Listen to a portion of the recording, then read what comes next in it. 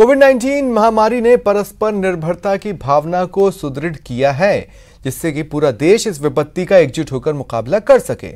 Vaccination के ऐलान के बाद जरूरत होगी कि हम सभी अपना सर्वश्रेष्ठ योगदान दें, जिससे हम एक साथ वायरस को हराने की तरफ कदम बढ़ा सकें।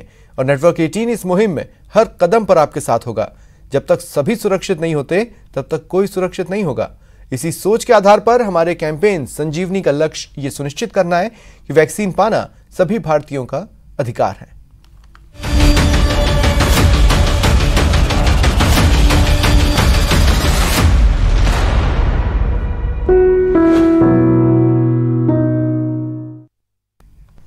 और केंद्रीय मंत्री नरेंद्र सिंह तोमर इस वक्त क्या कुछ कह रहा है, ये सीधे चलता है।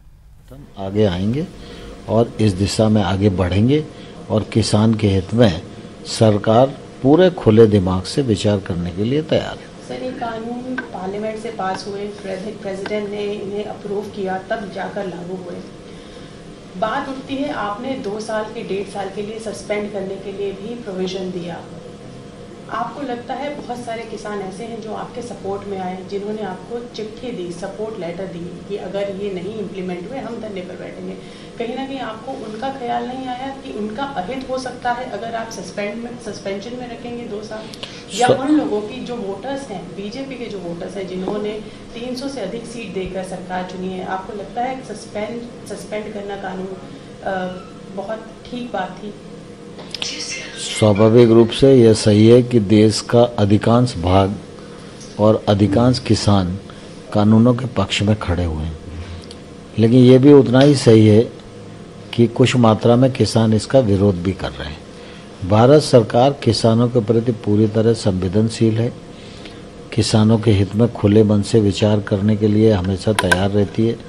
प्रधानमंत्री नरेंद्र मोदी जी 2022 तक सब किसानों की आमदनी दोगुनी करने के लिए कार्यक्रम चला रहे हैं। आत्मनिर्भर की भारत की तैयारी देश में चल रही है, उसमें किसानों की भूमिका अत्यंत महत्वपूर्ण है।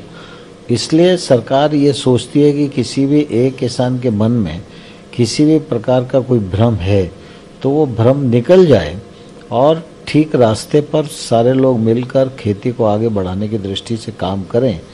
इस नियत से सरकार ने यह सोचा कि यदि किसी क्लॉज पर किसान को आपत्ति है और वो आपत्ति उनकी वाजिब है और कहीं हमसे कोई चूक हो गई है, तो निश्चित रूप से चर्चा के माध्यम से कोई अच्छी चीज़ है उसको स्वीकार करने में कभी पीछे हटना नहीं चाहिए।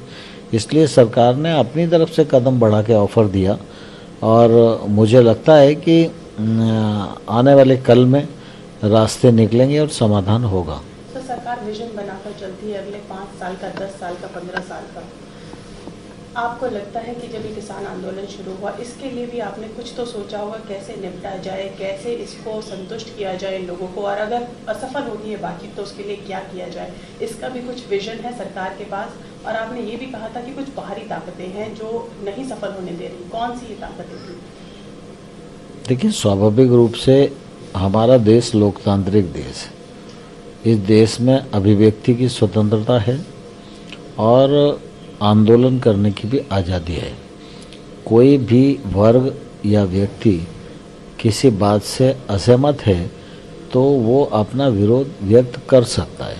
इसलिए जब हमने देखा कि कुछ किसान, यद्यपि उनकी संख्या बहुत ज़्यादा नहीं है, अगर वो इस कानून का विरोध कर रहे हैं तो हमको वार्ता के माध्यम से रास्ता निकालना चाहिए और सरकार को अभी भी आशा है कि समाधान होगा। सर, फिर भी कह रहे हैं ट्रैक्टर परेड ज़रूर निकालेंगे, रूट भी निश्चित हो गए हैं कब ट्रैक्टर परेड निकालेंगे। आपने अपील भी की थी कि बहुत सारे दिन हैं, आप कोई एक दिन चलिएगा, पर 26 जनवरी को ट्रैक्टर परेड निकलेगी किसानों की। मैं समझता हूँ कि कुल मिला के 26 जनवरी हमारा गणतंत्र दिवस है। इस दिन के अलावा किसी और दिन को भी चुना जा सकता था, लेकिन उन्होंने आंदोलन की घोषणा की। अब पुलिस प्रशासन उनसे बातचीत करके शांतिपूर्वक वो आयोजन संपन्न हो जाए और किसी प्रकार की दुर्घटना न हो, ये चिंता किसान यूनियन की भी है, चिंता प्रशासन की, पुलिस की भी है। सर, आज तक विपक्ष आप पर आरोप लगाता आया है कि आप, सरकार बोलती है, कभी खालिस्तानी बोलती है जो किसान बैठे हैं, कल कांग्रेस के नेता कुछ जो किस कानून के अगेंस्ट बैठे हुए थे धरने पर, वो सिंघू बॉर्डर गए और उन पर अटैक हो गया। कल रवनीत सिंह बिट्टू जी का बयान आया कि खालिस्तान के झंडे वहां देखे गए हैं और उन्हें पैसे देकर ये झंडे देकर बिठाया गया है। कैसे देख रहे हैं? राहुल गांधी रोज अटैक करते हैं सेंटर पर और गवर्नमेंट पर कि किसान विरोधी सरकार है। राहुल जी के बयान को अब कांग्रेस भी गंभीरता से नहीं लेती है। बार बार क्यों उनका नाम लेते हो, मुझे समझ में नहीं आता।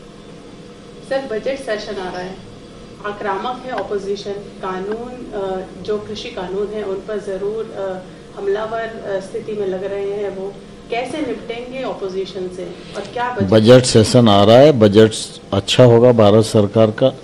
जो परिस्थितियां आज हैं कोविड-19 के रहते हुए, मैं समझता हूं जो बजट प्रस्तुत होगा वो बजट बेहतर होगा, देश के लिए अच्छा होगा। जहाँ तक प्रतिपक्ष का सवाल है तो हमारे दोनों सदन लोकतांत्रिक मान मर्यादाओं से चलते हैं और मुझे लगता है इस बार भी उन परंपराओं का पालन होगा।